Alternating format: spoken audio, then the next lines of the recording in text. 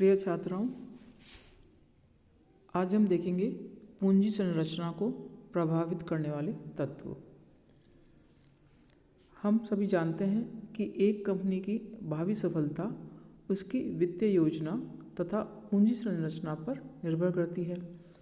संस्था को एक आदर्श पूंजी संरचना के निर्माण का प्रयत्न करना होता है। अब पूंजी संरचना के निर्धारण के लिए उन सभी तत्वों पर विचार कर लेना चाहिए जो कंपनी की पूंजी संरचना को प्रभावित करते हैं। उसमें इन तत्वों को हम दो भागों में बांटेंगे, पहला आंतरिक तत्व और दूसरा बाह्य तत्व। तो सबसे पहले हम देखते हैं कि आंतरिक तत्व में क्या शामिल है। इसमें सबसे पहले जो आएगा व्यवसाय की प्रकृति। ये आंतरिक तत्व हैं जिसमें सबसे पहला है व्यवसाय की प्रकृति। व्यवसाय की प्रकृति पूंजी संरचना को सबसे ज़्यादा प्रभावित करती है। जो संस्थाएं निर्माणकारी कार्यों में लगी होती हैं उसमें स्थायी पूंजी की सबसे अधिक आवश्यकता होती है और कार्यशील पूंजी की कम आवश्यकता होती है, जबकि व्यापार कार्य में लगी संस्थाओं में स्थायी पूंजी की कम तथा कार्यशील पूंजी की अधिक आवश्यकता होती है। तो जिन संस्थाओं में स्थायी पूंजी की अधिक आवश्यकता होती है वे संस्थाएं अपनी पूंजी का एक बड़ा भाग ऋण पूंजी द्वारा प्राप्त करती हैं। दूसरा है आय की निश्चितता एवं नियमितता। पूंजी संरचना आय की निश्चितता एवं नियमितता पर से भी प्रभावित होती है।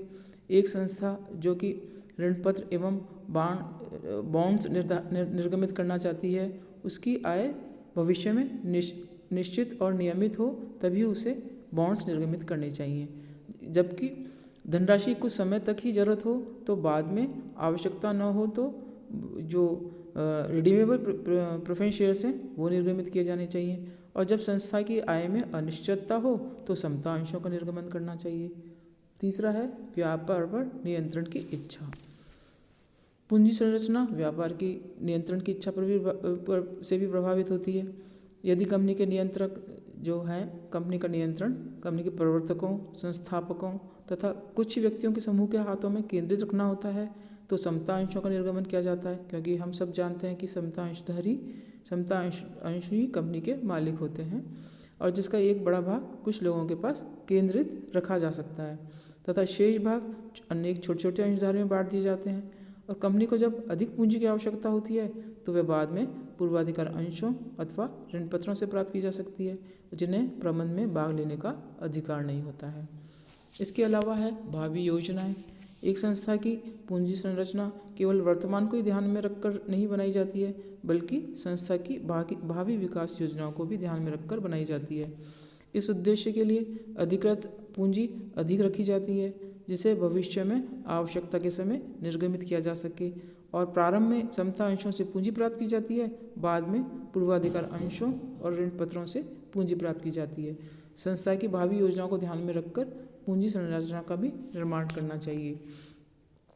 इसके बाद प्रबंधकों का दृष्टिकोण। पूंजी संरचना पर प्रबंधकों के दृष्टिकोण का गहरा प्रभाव पड़ता है। प्रबंधकों के भावी अनुमान, अनिश्चितता व जोखिम को सहन करने की क्षमता, प्रबंधकों के अनुभव इत्यादि विभिन्न तत्वों को ध्यान में रखकर ही अंश पूंजी व ऋण पूंजी का अनुपात निश्चित किया जाता है। प्रसिद्ध वैज्ञानिक गुटमैन एवं ड्रूगल के शब्दों में प्रबंध चतुरता, निर्णय, अनुभव, स्वभाव तथा प्रेरणा से भिन्न होता है। यह समान जोखिमों का भिन्न रूप से मूल्यांकन करता है तथा इसकी ऋण पूंजी द्वारा वित्त व्यवस्था करने की इच्छा में भी भेद होता है। इसलिए पूंजी ढांचा समान रूप से प्रबंध की आयु, अनुभव, महत्वाकांक्षा, विश्वास तथा रूढ़िवाद से प्रभावित होता है। इसके बाद है कार्य की स्वच्छंदता। कुछ संस्थापक व्यवसाय की नीति निर्धारण व निर्णयों में अन्य व्यक्तियों का हस्तक्षेप पसंद नहीं करते हैं। इस आशय के लिए पूंजी संरचना इस प्रकार करते हैं ताकि उनके हाथों में समस्त नीति निर्धारण एवं क्रियान्वयन का अधिकार केंद्रित रहे। ऐसा करने के लिए साधारण अंश पूंजी का निर्गमन नहीं किया जाता है जिस पर प्रबंधक या उनके एक वर्ग विशेष का अधिकार होता है, बल्कि ऋण पत्रों का निर्गमन किया जाता है। इसके बाद है परिचालन अनुपात। परिचालन अनुपात बेचे गए माल की लागत व परिचालन व्ययों के योग में शुद्ध विक्रय का भाग देकर ज्ञात किया जाता है। माना कि व्यवसाय की शुद्ध विक्रय 10,000 रुपये है और विक्रय की लागत 6,000, परिचालन व्यय 3,000 है, तो परिचालन अनुपात 9,000 डिवाइडेड बाई 10,000 इंटू 100 यानी 90% हुआ। अर्थात शुद्ध विक्रय के प्रत्येक रुपये 100 में केवल 10 ही दीर्घकालीन देनदारियों व ब्याज एवं लाभांश के लिए बचते हैं। यह उच्च परिचालन अनुपात कहलाएगा। सामान्यतः उच्च परिचालन अनुपात ऐसे व्यवसाय में होता है जिनमें मुख्यतः वस्तुओं का क्रय विक्रय, मरम्मत या माल का परिष्करण किया जाता है तथा जिनमें स्थायी संपत्तियों एवं यंत्रों का प्रयोग कम तथा श्रम शक्ति का अधिक प्रयोग होता है। इसके बाद है ट्रेडिंग और इक्विटी। कभी कभी व्यवसाय के प्रबंधक या प्रवर्तक अधिक लाभ अर्जन की आकांक्षा में न्यूनतम विनियोग के द्वारा व्यवसाय पर अधिकतम निर्णय करना चाहते हैं, जिससे कि समतांश पूंजी पर ऊंचा लाभांश घोषित करके यथासंभव अधिक से अधिक लाभ कमाया जा सके। इस आशय के लिए जिस सिद्धांत का सहारा लिया जाता है उसे ट्रेडिंग और इक्विटी कहते हैं। इस सिद्धांत के अनुसार बहुत थोड़ी मात्रा में साधारण अंशों का निर्गमन करके शेष पूंजी की व्यवस्था दीर्घकालीन ऋणों द्वारा की जाती है तथा उन्हीं के आधार पर कार्य संचालन भी किया जाता है। इसके बाद है पूंजी दंतीकरण व दंती अनुपात। इसका क्या आशय है? परिवर्तनशील लागत प्रतिभूतियों व स्थायी लागत प्रतिभूतियों के मध्य अनुपात को वित्तीय प्रबंध की भाषा में दंती अनुपात के नाम से जाना जाता है। यह आपने रेशियो एनालिसिस में पढ़ा था। संस्था में उच्च तथा निम्न दंती अनुपात हो सकता है। ऐसी संस्थाएं जहां दंती अनुपात उच्च होता है वहां साधारण अंशों में उतनी ही सट्टे की संभावना अधिक होती है तथा संस्था के साधारण अंशों के बाजार मूल्य सट्टे से प्रभावित होते हैं। अतः प्रवर्तकों को यह आवश्यक है कि पूंजी संरचना का निर्धारण करते समय स्थायी प्रत्यय व परिवर्तनशील प्रतिभूतियों का पारस्परिक अनुपात सावधानी के साथ निर्धारित करें। लास्ट है पूंजी प्राप्ति के विभिन्न साधनों में सुखद समन्वय। एक संस्था को पूंजी प्राप्त करने के स्वामिगत साधन तथा ऋण साधनों में सुखद समन्वय स्थापित करना चाहिए। अब हम देखते हैं बाह्य तत्व। बाह्य तत्व में आता है सबसे पहले पूंजी बाजार की दशाएं। पूंजी बाजार की दशाएं किस प्रकार से प्रभावित करती हैं? पूंजी संरचना को एक महत्वपूर्ण सीमा तक पूंजी बाजार की दशाएं भी प्रभावित करती हैं। कैसे? यदि मंदी की दशा है तो जब ब्याज दर कम होती है तथा लाभ की संभावनाएं अनिश्चित व अनियमित होती हैं, ऐसी स्थिति में साधारण अंशों के अपेक्षाकृत ऋण पत्र अधिक लोकप्रिय होते हैं। साधारणतः ये समय ऋण पत्रों के निर्गमन के लिए अधिक उचित होता है। अतः कंपनियां ऐसी परिस्थितियों में साधारण अंशों के अपेक्षाकृत ऋण पत्रों का निर्गमन अधिक पसंद कर सकती हैं। ऐसी दशा में कंपनी द्वारा पूर्व निर्गमित ऊंची ब्याज दर वाले ऋण पत्रों का भुगतान करके नीचे ब्याज दर वाले नए ऋण पत्र निर्गमित किए जा सकते हैं। इसके विपरीत तेजी की स्थिति में लाभ अर्जन की संभावनाएं बढ़ जाती हैं तथा लोगों के पास विनियोजन के लिए पर्याप्त धन भी होता है। अतः ऋण पत्रों की अपेक्षा साधारण अंशों की बाजार में मांग बढ़ जाती है। अतः तेजी की स्थिति में न केवल साधारण अंश पूंजी का बाहुल्य ही होता है वरन साधारण अंशों की भारी मांग के कारण उन्हें ब्याज भी निर्गमित किया जा सकता है।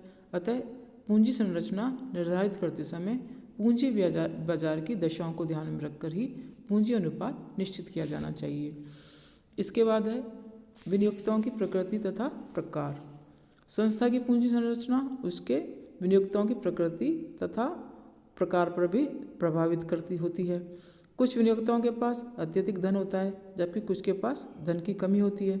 कुछ विनियोक्ता साहसी होते हैं एवं जोखिम उठाने को तत्पर रहते हैं, जबकि अन्य अधिक सतर्क होते हैं तथा धन की सुरक्षा तथा प्रत्याय की निश्चितता चाहते हैं। अतः सभी प्रकार के विनियोक्ताओं की मांग के स्वरूप में पर्याप्त भिन्नता होती है। इस तथ्य को ध्यान में रख के साधारण कंपनियां विभिन्न प्रकार की प्रतिभूतियों का निर्गमन करती हैं ताकि विभिन्न प्रकार के विनियोक्ता एक या अधिक प्रकार की प्रतिभूति में धन विनियोजित कर सकें।